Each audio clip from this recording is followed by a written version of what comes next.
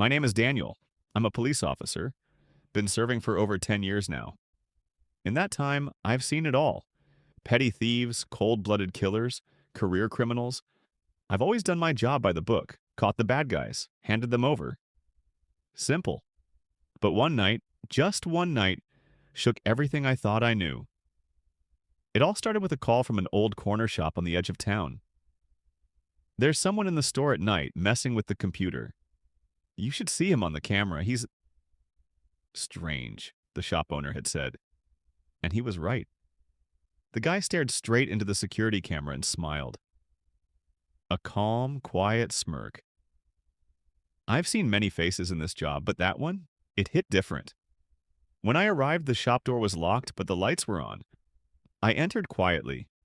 Behind the counter, someone was typing rapidly on the keyboard, focused, fast, like he was racing against time. He looked young, maybe early 30s. Curly hair, old t-shirt. That was Miles Wren. "Hands where I can see them," I shouted. "Police!"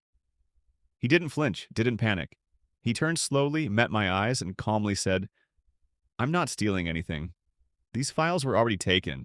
I'm just trying to get them back where they belong." At first I thought, great.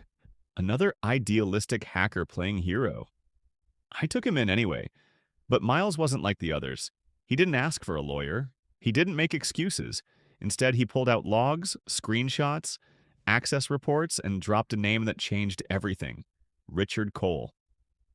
Richard Cole, big name, clean face, suit and tie, senior executive at one of the city's largest banks.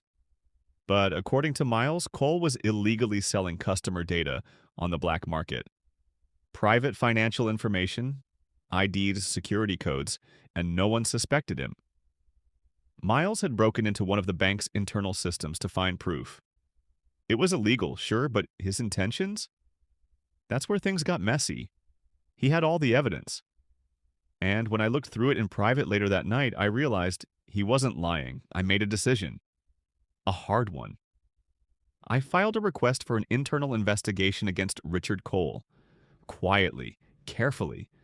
I risked my own job just by submitting that report, but something inside me refused to let it go. 7 days later, something unexpected happened. Richard Cole stepped down from his position. We thought it was a PR move, but then, just a week later, he was caught trying to leave the country. We arrested him at the airport. The evidence was solid. Miles Wren, though, was still in holding. Once Cole was behind bars, I pushed to reopen his case. I visited him again, this time not as an officer interrogating a suspect, but as a man trying to understand another. He looked at me and said, "You didn't trust me at first, and that's fair. But you did the right thing in the end. That matters." Miles was cleared of all charges. The court saw he wasn't a criminal. He was something else. A man chasing truth in the shadows of a broken system. He had broken the law, but he did it to expose something darker. And for the first time in my life, I saw the line between justice and legality blur. I realized they don't always walk hand in hand. Since that night, I've changed. Not just as a cop, but as a person. Because now I know sometimes to find the truth, you need courage. And sometimes you need to step outside the lines just far enough to see the whole picture. I don't know where Miles Wren is today. Maybe he's still out there, fighting the next system. Or maybe he's found peace somewhere quiet. But I do know this.